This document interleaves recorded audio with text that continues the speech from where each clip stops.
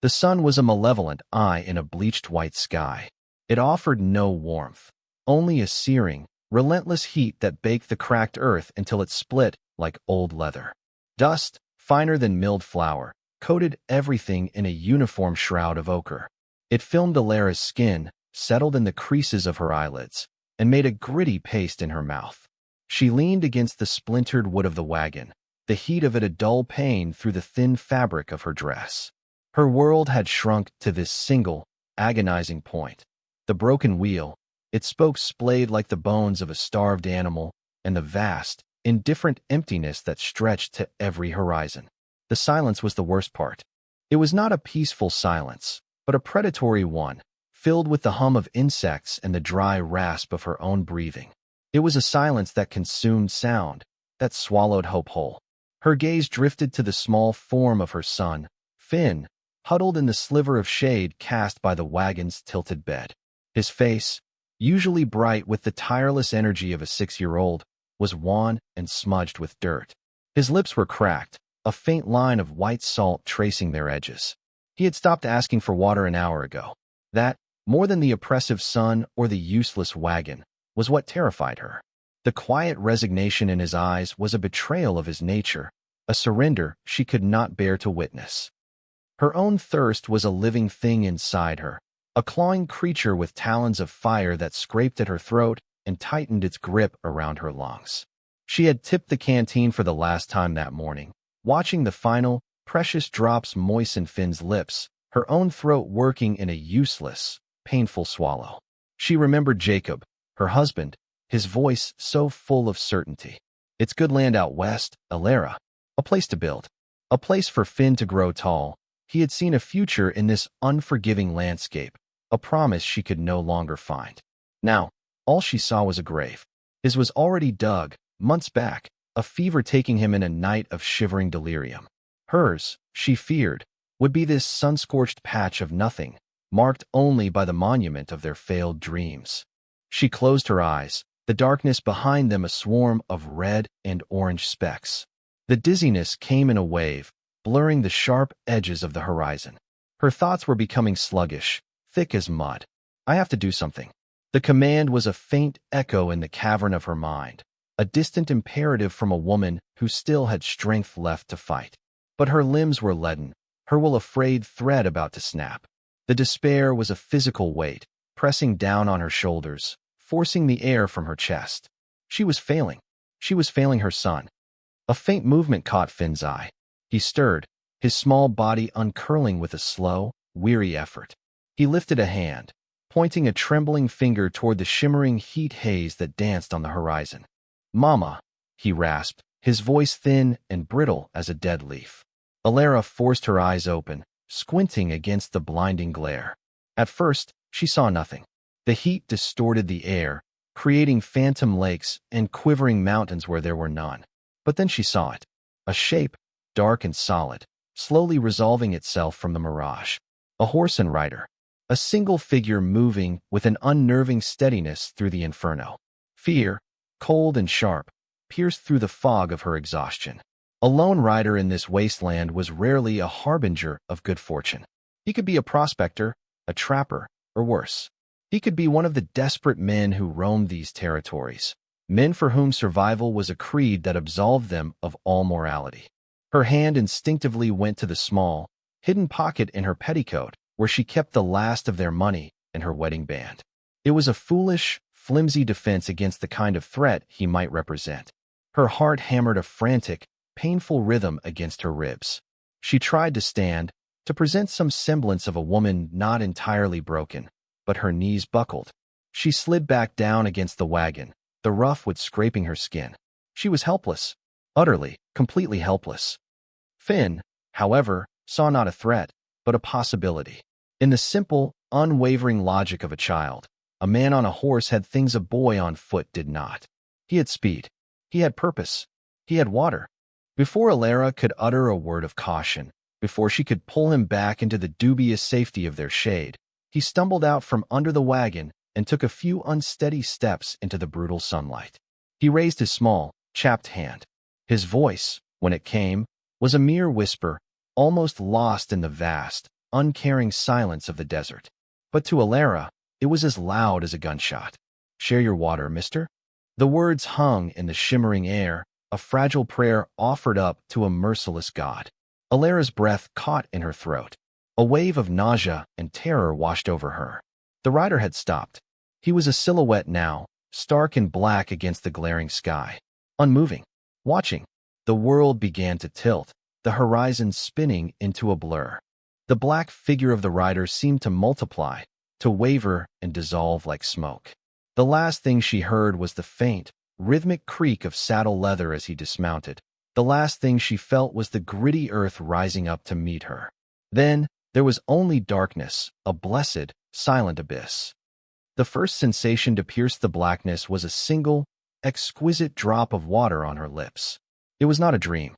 It was real, cool, and carried the faint, metallic taste of a canteen. Another drop followed, then another. A hand, calloused and firm, was cradling the back of her head, lifting her just enough. Her eyelids fluttered open. The world swam back into focus, a dizzying collage of blue sky and a man's weathered face looming over her. He was a stranger, his features carved from the same harsh elements as the land itself.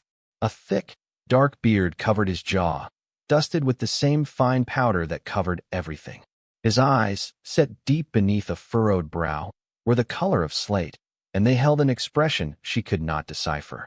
It was not pity, nor was it kindness. It was a flat, unreadable assessment, the look of a man weighing a problem. He held a tin canteen to her lips, and she drank. She did not gulp or gasp, but sipped with a desperate, measured control, the water a shock of life to her parched tissues. It was the most profound relief she had ever known, a cool balm spreading through her, chasing away the fire.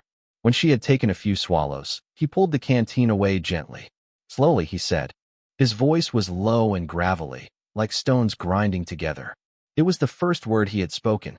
She saw Finn then, sitting beside her, his own small canteen, one she didn't recognize, in his lap. He was watching her with wide, anxious eyes, his face streaked with clean trails where water had spilled and washed away the dust. The sight of him, safe and hydrated, loosened a knot of fear in her chest so tight she hadn't even known it was there. The man stood, his frame blocking the sun. He was tall, broader in the shoulders than she had first thought, dressed in durable, sun-faded canvas. A rifle was slung over his back, and a pistol was holstered at his hip. He was clearly a man accustomed to this life, at home in its brutalities. He walked over to the broken wagon, his movements economical and sure. He crouched, examining the shattered axle and the splintered wheel without a word. Alara pushed herself into a sitting position, her head swimming. The world still felt unsteady, but the immediate threat of collapse had receded. She watched him, her mind a whirlwind of fear and a fragile, burgeoning gratitude. He had given them water. He had not harmed them. But he was still a stranger, armed and silent, in a place where mercy was a rare and costly commodity. Her instincts, honed by months of hardship and loss, screamed at her to be wary. Trust was a luxury she could not afford. He finished his inspection and walked back to his horse, a powerful roan that stood patiently, its hide shimmering with a fine sheen of sweat. He retrieved a leather tool roll and a heavy canvas bag from his saddle. He didn't ask permission, didn't offer an explanation.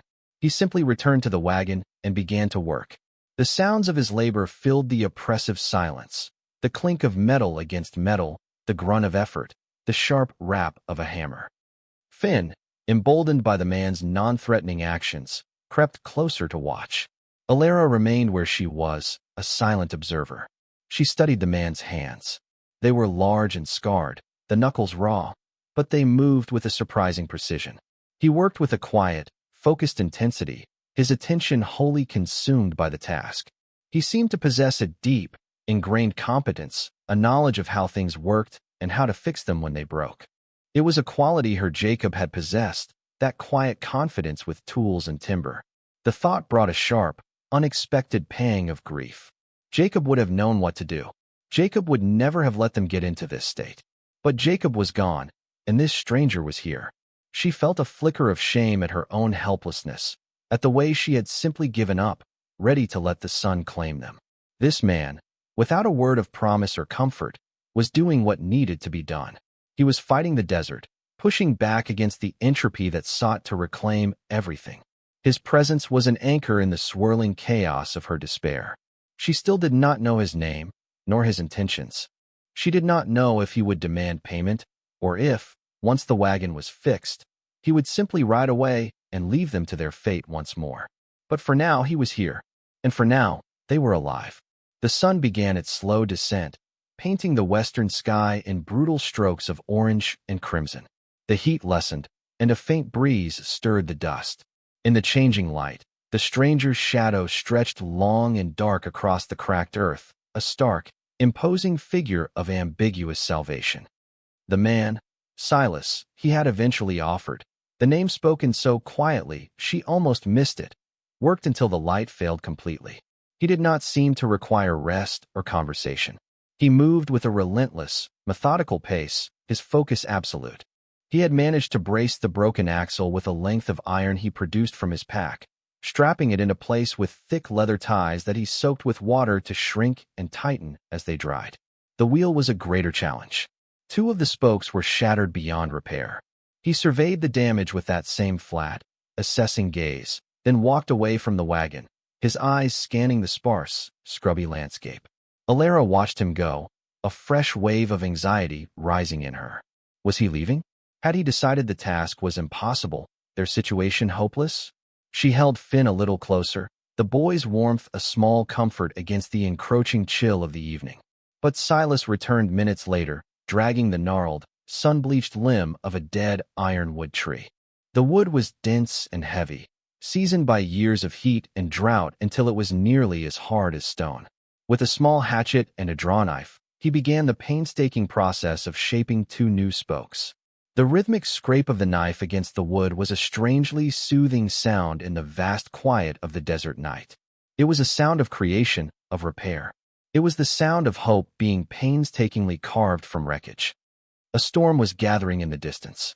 Alara could feel it in the air, a subtle shift in pressure, a restlessness that the desert creatures seemed to share. The sky to the north was a bruise of dark purple, lit intermittently by silent, flickering veins of lightning.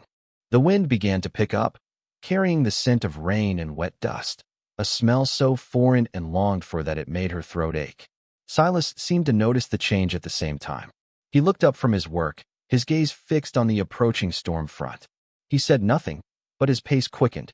The final shaping of the spokes was done with a haste that betrayed a deep understanding of what such a storm could mean out here. A sudden downpour could turn the dry arroyos into raging torrents, flash floods that could sweep away a wagon, a horse, a life, in an instant. He fitted the new spokes, hammering them into place with precise, forceful blows. He worked by the light of a small lantern he'd lit, the circle of its glow a tiny bastion against the immense, gathering darkness. The wind whipped Alara's hair across her face and sent shivers through her thin dress. Finn huddled against her, his eyes wide as he watched the distant lightning. "Is it angry, Mama?" he whispered. "The sky?" "No, little one," she murmured, stroking his hair. "It's just loud, but it felt angry. The whole world felt angry." Silas finished with the wheel, giving it a final, solid turn to test its strength. He grunted, a sound of satisfaction. "It will hold," he said, not to her, but to the wheel itself. To shelter, he then turned his attention to the sky. The storm was much closer now, the lightning no longer silent. A low, continuous rumble vibrated through the ground. "There are rocks," he said, pointing to a dark, jagged silhouette a quarter-mile away. "An overhang. We'll be safe there." He didn't wait for her agreement. He began unhitching his roan, then moved to their own weary mule. The efficiency of his movements was mesmerizing. He wasted no energy, no time. Alara, shaking off her stupor, finally moved to help. She gathered their few meager belongings, a blanket, a small sack of flour, Jacob's old Bible, while Silas guided the animals and the now mobile wagon towards the dark shape of the rocks. The ground was uneven, and the wagon lurched and groaned, but the repaired wheel held firm. The first drops of rain began to fall as they reached the shelter of the rock outcropping. They were large, cold drops that splattered in the dust, leaving dark circles that were quickly multiplied into a sheet of gray. The wind howled through the rocks above them, and the rain came down in a solid, blinding curtain. The overhang was not a cave, merely a deep recess in the rock face, but it was enough to shield them from the worst of the deluge. Silas secured the animals in the most protected part of the space, covering them with oilcloths from his pack. He then built a small, careful fire in a spot where the wind could not reach it, using dry kindling he carried with him. The flames sprang to life, casting flickering, dancing shadows on the rock walls. They sat in a tense, constrained silence, the three of them. The roar of the storm outside was a physical presence, a wild, untamed force that made their small circle of firelight seem all the more fragile. Finn, exhausted by the day's ordeal, had fallen asleep with his head in Alara's lap. She watched Silas across the small fire. He was cleaning his tools, wiping each one meticulously before returning it to his leather roll. His face, illuminated by the flames, was a mask of concentration. In the firelight, she could see the silver threads in his dark hair and beard, the fine lines etched around his eyes. He was not a young man. There was a history in his face, a story of hardship she could only guess at. She noticed a long, poorly mended tear on the sleeve of his coat, the stitches coarse and uneven. It was a small, human detail that seemed at odds with his formidable competence. He had fixed her wagon with the skill of a master craftsman, yet he could not properly mend his own coat. The observation was strangely intimate. It made him seem less like an elemental force and more like a man who, like her, was alone. He finished his task and looked up, his slate-gray eyes meeting hers across the flames. The intensity of his gaze made her heart skip a beat. She felt a sudden, unnerving urge to speak, to fill the silence, to thank him properly. But the words wouldn't come. What could she say that would adequately convey the depth of her gratitude? He had saved their lives. The words "thank you" felt insultingly small. He seemed to understand her struggle. He gave a slight, almost imperceptible nod, then looked away, his gaze settling on the sleeping form of her son. A flicker of something, was it sadness? Regret, passed through his eyes before the stoic mask settled back into place. The fire crackled, the rain hammered down, and in the small, shared shelter, a silent, fragile understanding began to take root. The storm broke just before dawn. The rain ceased, leaving behind a world washed clean and smelling of damp earth and creosote. A cool, gentle light filtered into their rocky alcove, revealing a landscape transformed. The desert, once a uniform canvas of brown and ochre, was now dotted with fleeting pools of water that mirrored the clearing sky. The air itself felt different, lighter, scrubbed clean of the oppressive dust. Alara had barely slept, her mind too active, caught between the lingering terror of the previous day and the strange, unsettling peace of their current situation. Finn was still asleep beside her, his breathing deep and even. Silas was already awake, standing at the edge of the overhang, looking out at the sunrise. He held a tin cup of what she assumed was coffee, the steam rising from it in the cool morning air. He seemed a part of the landscape, as rugged and silent as the rocks around them. She rose quietly, careful not to wake Finn, and smoothed down her wrinkled dress. Her body ached with a deep, weary soreness, but her mind was clear. The fog of dehydration and despair had lifted, replaced by a sharp, crystalline awareness of her own survival. "The axle will need a proper smith," Silas said, his back still to her. "But the brace will get you to redemption. It's another 2 days' ride, redemption." The name sounded like a promise and a judgment all at once. "Is that where you're headed?" she asked, her voice raspy from sleep. He turned to look at her then. He considered the question for a moment before answering. "I'm not," he said simply. "My place is north of here." In the canyons, he gestured with his cup towards a series of distant, hazy blue mesas. He offered her some coffee, pouring it from a blackened pot that sat near the coals of the fire. She accepted it, the warmth of the cup a comfort in her cold hands. The coffee was black and bitter, but it was hot, and it felt good. They stood in silence for a long moment, watching the sun climb higher, burning the last of the storm clouds away. "My husband, Jacob," she began, the words feeling clumsy and heavy in her mouth. "He heard there was work on the railroad survey near Redemption. Land to be had," She didn't know why she was telling him this. He hadn't asked, but the silence between them seemed to demand something, some small offering of her own story to balance the immense debt she owed him. The fever took him before we even crossed the territory line. Silas listened without expression, his gaze fixed on the horizon.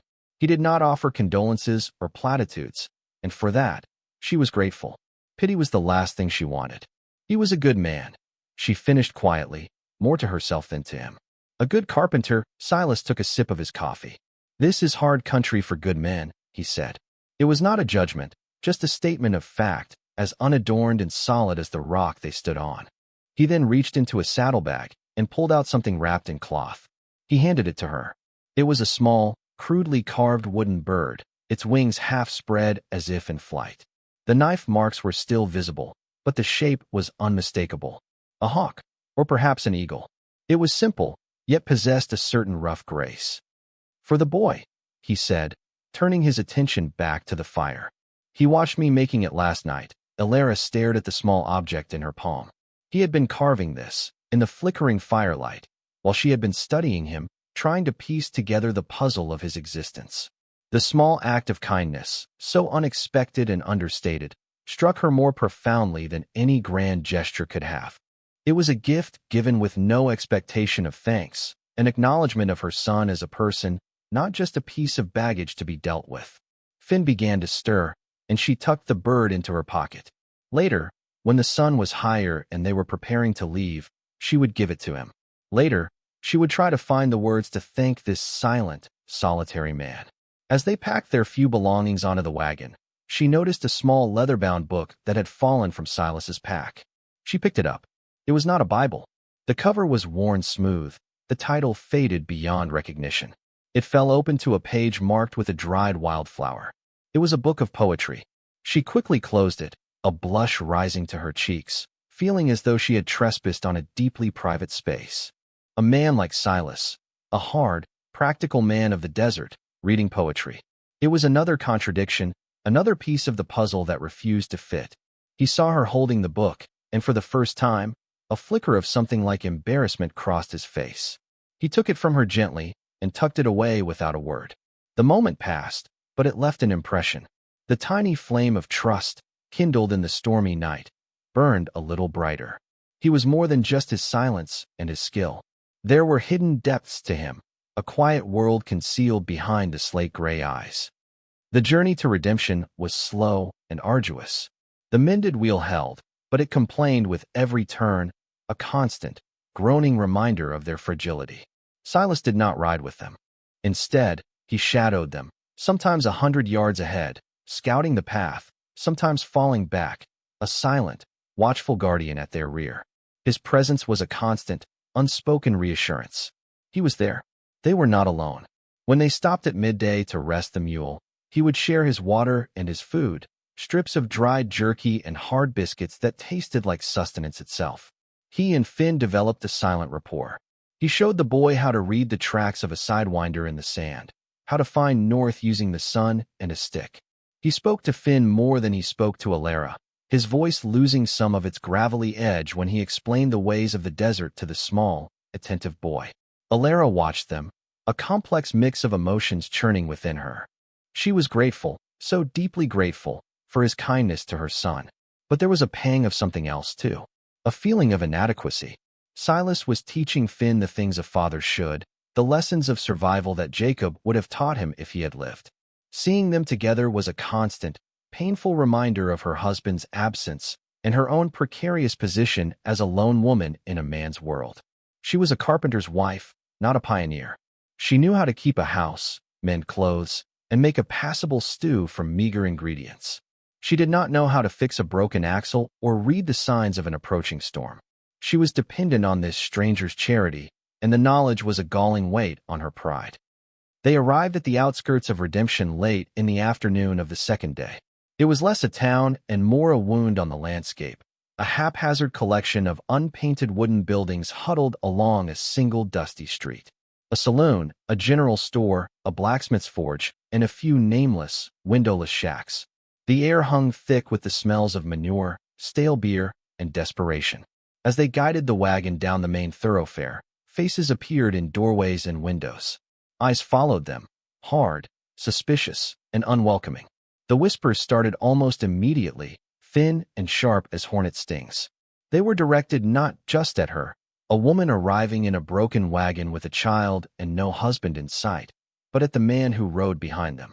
"That's him," a woman muttered from the porch of the general store, her voice loud enough to carry. "The canyon man, best keep your hand on your purse," her companion added, spitting a stream of tobacco juice into the dust. "And your children indoors." Alara saw Silas's shoulders tense. His face, already a stoic mask, seemed to harden further, becoming utterly impenetrable. He ignored the comments, his gaze fixed straight ahead, but she could feel the animosity of the townspeople like a physical force. They saw him as something other, something to be feared and reviled. An outcast. And now, by association, so was she. She needed supplies, flour, salt, perhaps some beans if she could afford them. She pulled the wagon to a halt in front of the general store, her hands trembling slightly. Stepping down onto the dusty street felt like stepping onto a stage, every eye in the town a critical judge. She took Finn's hand, his small fingers gripping hers tightly. Silas dismounted and stood by his horse, not speaking, but his presence was a solid, undeniable fact. He was a tall man, and with the rifle on his back and the pistol at his hip, he was an intimidating one. His silent vigil kept the most openly hostile of the townsfolk at a distance. Inside the store, the air was thick with the scent of pickles, leather, and dust. The storekeeper, a paunchy man with small, shrewd eyes, looked her up and down, his gaze lingering on her worn dress and the absence of a wedding ring on her finger. She had tucked her ring away for safekeeping, a decision she now regretted. "What can I do for you?" he asked, his tone suggesting he would rather do nothing at all. "I need flour," she said, her voice steadier than she felt. "And salt." He named a price that was nearly double what it should have been. She knew it, and she knew he knew it too. It was the price of being a stranger, a woman alone.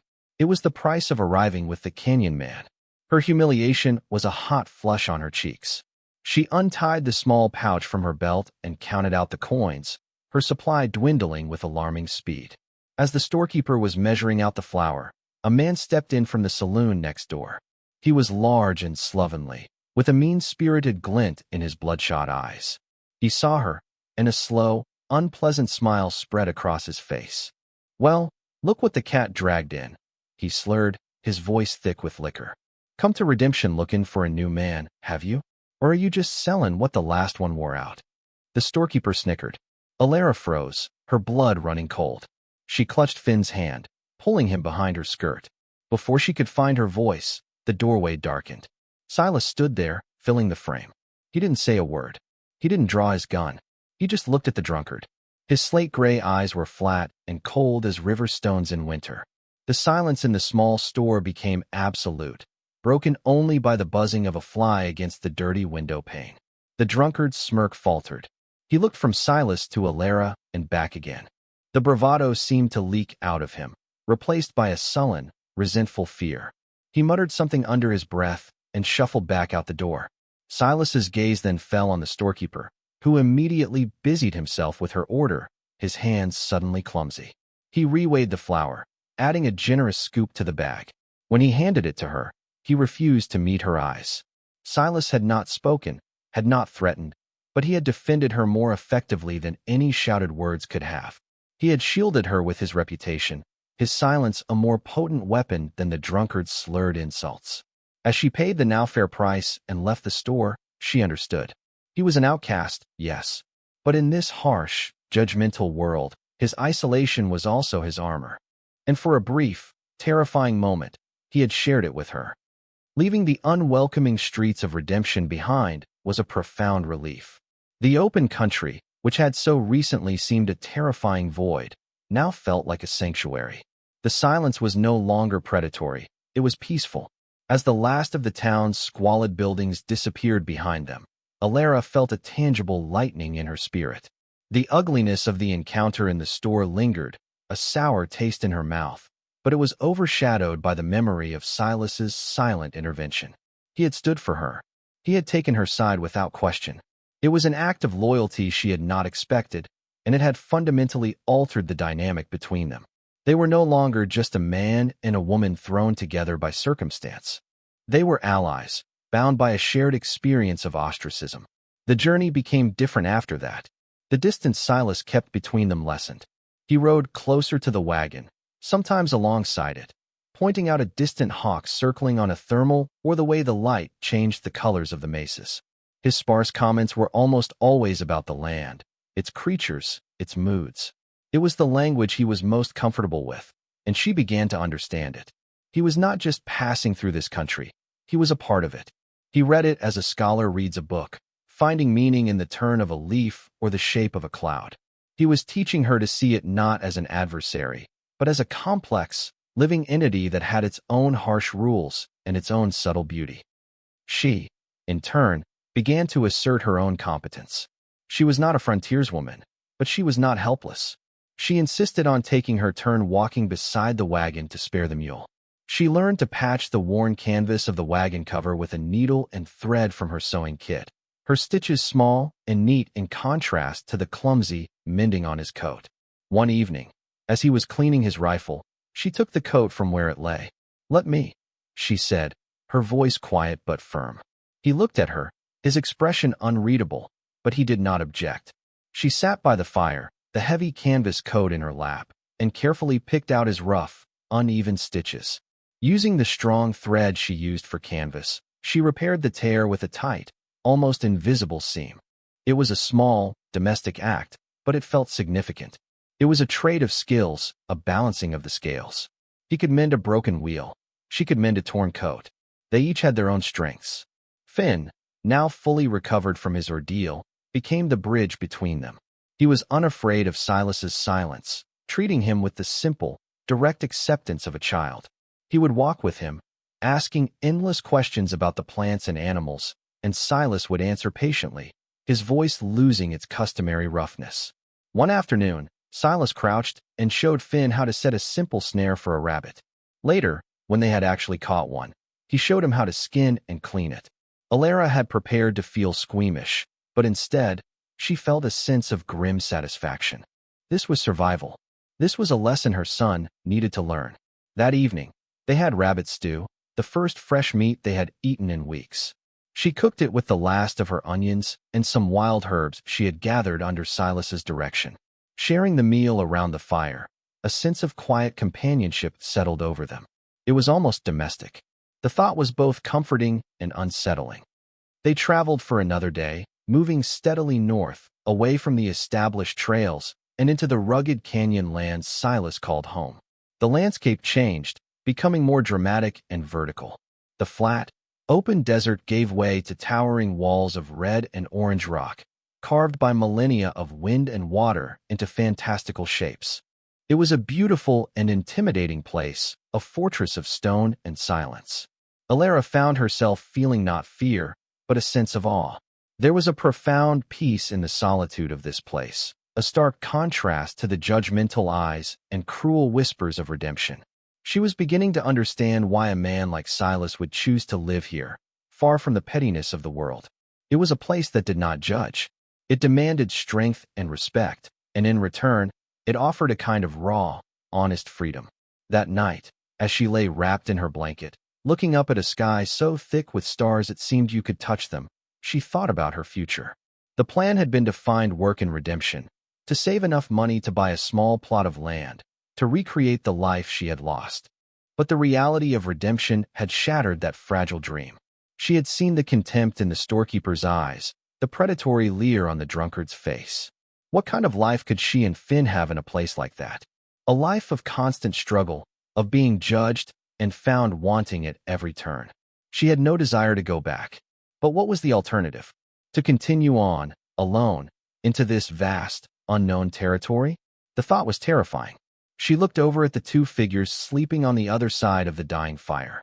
Silas, wrapped in his bedroll, a still, dark shape, and Finn, curled beside him, having gravitated to the man's warmth and protective presence in the night.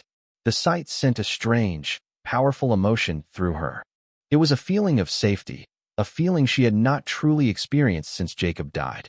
For the first time, She allowed herself to imagine a different kind of future, one that did not involve towns or people like those in Redemption. A future in this quiet, solitary place.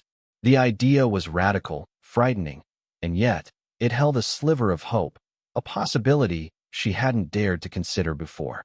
The path ahead was uncertain, but for the first time in a long time, it did not feel entirely empty. It was Alara who noticed them first. A flicker of movement high on a ridge to their east, a glint of sunlight reflecting off something that was not rock. She had been watching the landscape, trying to learn its rhythms as Silas did, and her eyes had grown sharper. She paused, pretending to adjust the harness on the mule, and stole another glance. There it was again. 2 riders, keeping their distance, using the terrain for cover. They were not traveling, they were shadowing. A cold knot of dread formed in the pit of her stomach. These were not casual travelers. Their stealth, their patience, spoke of a predatory purpose. She remembered the men in the saloon in Redemption, their covetous eyes, their whispers. Had their presence been noted? Had word spread that a lone woman and a well-equipped man were traveling into the wilderness? She waited until Finn was busy chasing a lizard a few yards away before she spoke, her voice low. "We're being followed." Silas did not look up immediately. He continued to check the hoof of his roan, his movements calm and deliberate. But she saw the subtle shift in his posture, the way his body went utterly still for a moment. He had heard her. He had taken her seriously. "East Ridge," she added, keeping her gaze fixed on her own task. 2 riders. He finished with the horse's hoof and straightened up, his movements casual. He let his gaze sweep over the landscape as if admiring the view, but she knew he was seeing something entirely different. He was reading the threat, assessing the terrain, calculating distances and angles. After a long moment, he gave a short, almost imperceptible nod. "I see them." The calm, factual confirmation sent a shiver down her spine. It was real. The threat was not a product of her fear-addled imagination.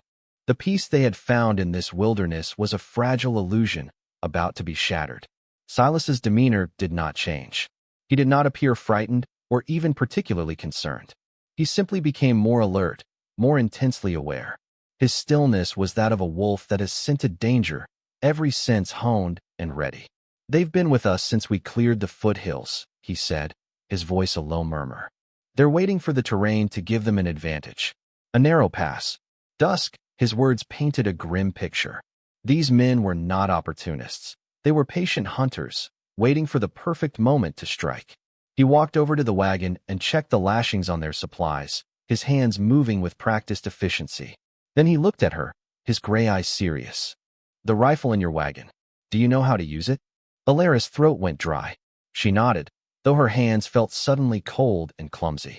"Jacob taught me. A little.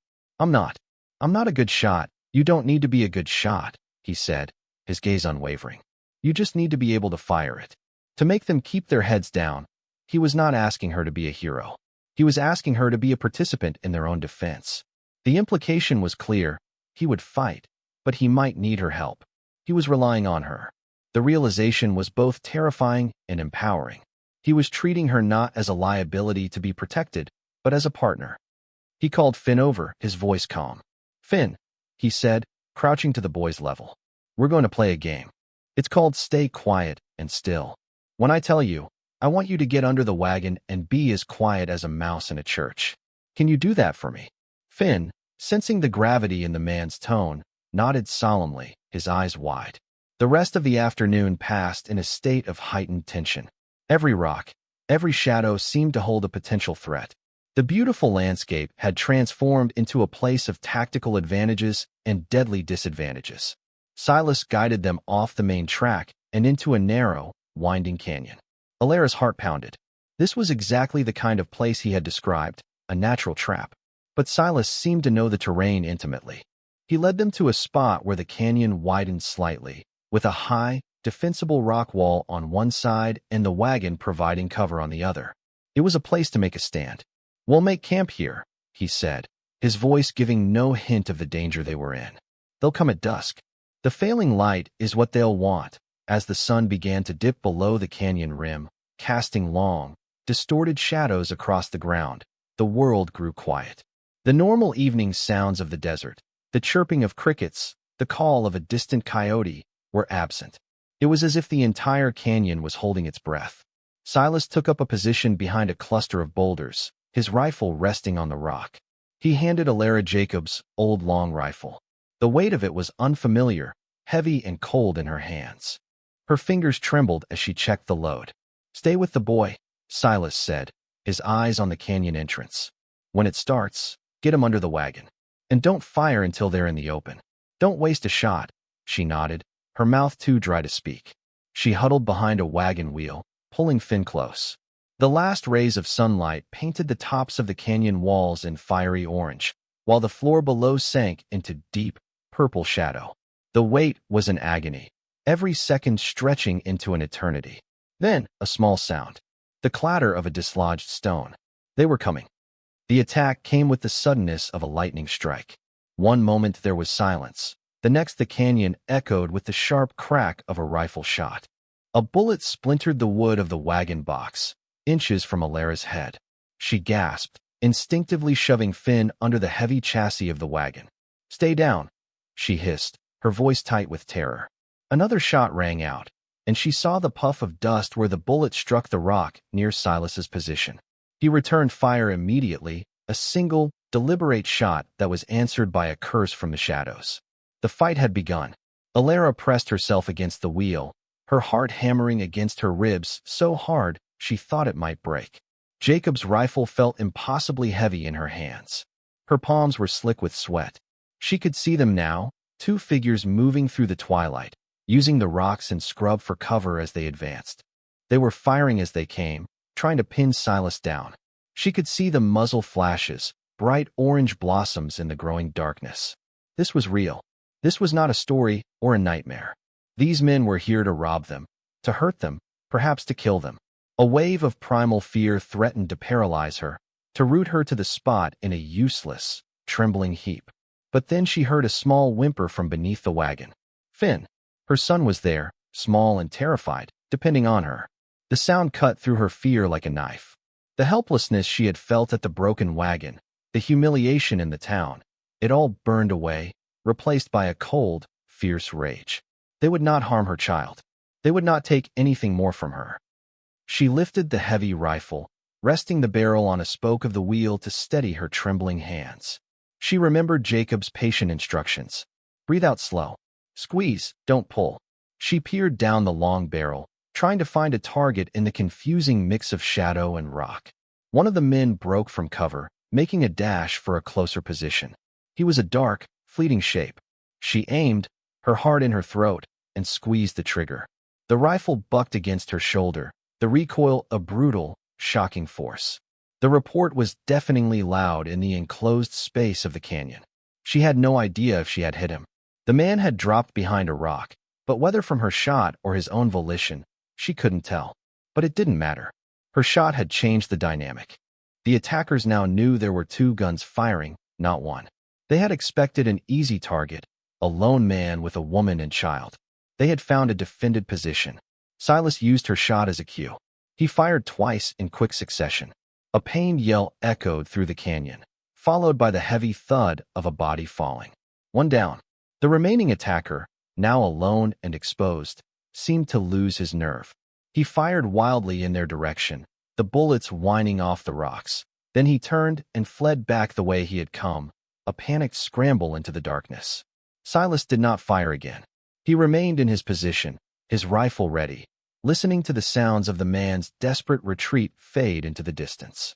The silence that descended was more profound than before, thick with the smell of gunpowder and the coppery scent of blood. It was over. For a long moment, no one moved. Alara stayed pressed against the wheel, the heavy rifle still in her hands, her entire body shaking with the adrenaline of the fight. The echoes of the gunshots still rang in her ears. She slowly lowered the weapon, her muscles screaming in protest. It was done. They were safe. Silas rose from behind the rocks, his rifle held loosely in one hand. He moved with a quiet, deliberate caution, his eyes scanning the shadows. He walked over to where the first attacker had fallen. Alara did not want to look, but her eyes were drawn to the scene against her will.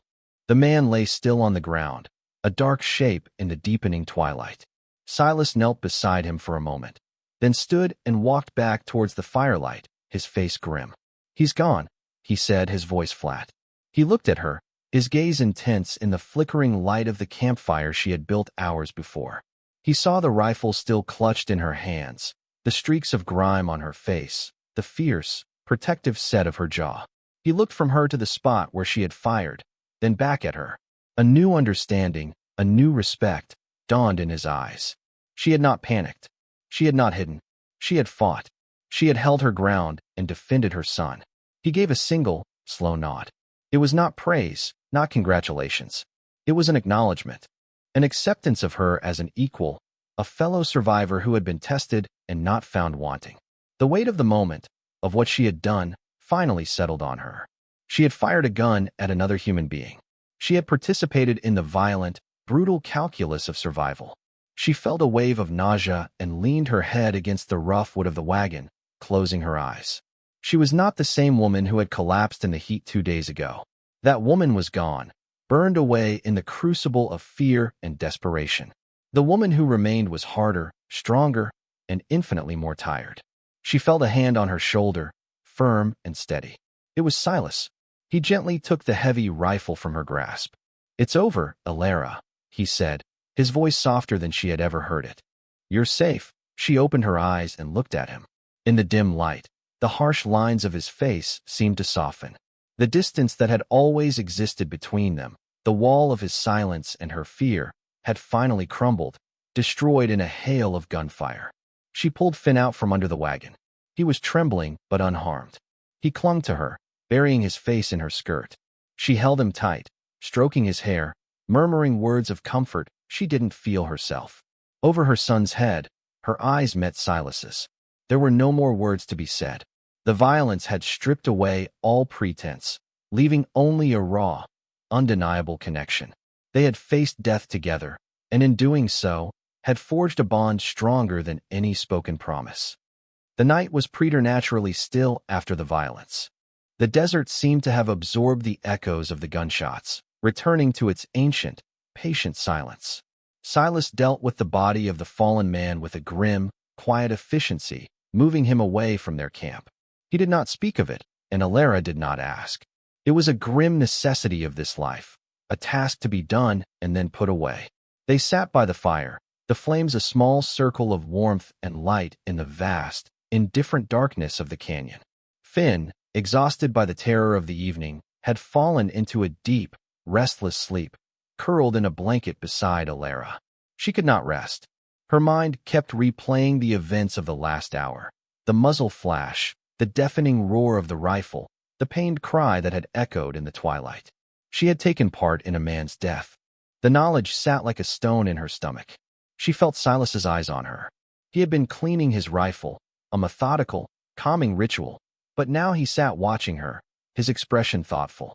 "You saved my life," he said, his voice low. "Your shot." It made him move. "Gave me a clear line." She shook her head, unable to accept the words. "I don't even know if I hit him. It doesn't matter," he replied. "You fired. You made him think." That was enough. He paused, choosing his next words carefully. "Most people, they freeze.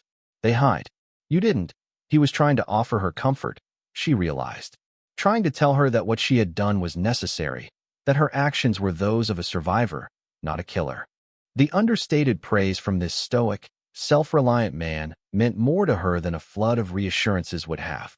It was an acknowledgement of her strength, a strength she hadn't known she possessed until it was called upon. She looked at her hands, still trembling slightly in her lap. They were the hands of a carpenter's wife, hands used to kneading dough and mending clothes, not holding a weapon. "I was so scared," she whispered, the confession a release of the tension coiled inside her. "I know," he said, "being scared and doing it anyway. That's all courage is." They fell silent again, but the silence was different now. It was comfortable, companionable. The shared ordeal had created a space of mutual understanding that needed no words.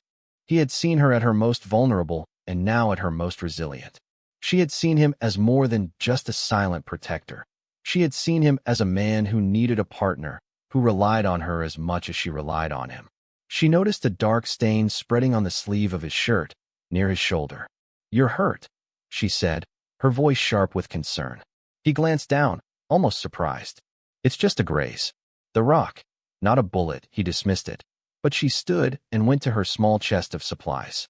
She came back with a clean strip of linen and a small tin of salve. Let me see, she insisted. He hesitated for a moment, then relented, pulling off his coat and rolling up his sleeve. It was a long, ragged gash, bleeding sluggishly, where a bullet had sent a shard of rock flying into his arm. It was deeper than a graze.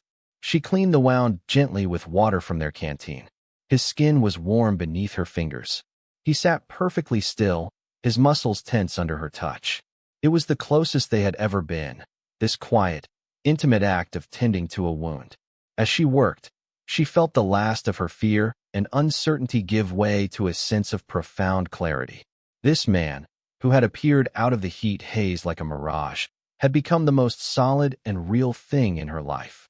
He had given them water, fixed their wagon, shielded them from contempt, and fought beside her. He had shown her a strength in herself she never knew existed. When she finished dressing the wound, her hands lingered on his arm for a moment longer than necessary. He did not pull away. He simply looked at her, his slate-gray eyes holding a depth of emotion she had never seen in them before. It was gratitude, respect, and something more, something deeper and more vulnerable. In that shared gaze, an unspoken promise was made, a partnership forged in fire and sealed in the quiet aftermath. They were no longer two separate, lonely people adrift in a hostile world. They were a unit, a family of a kind. They reached his home the next day.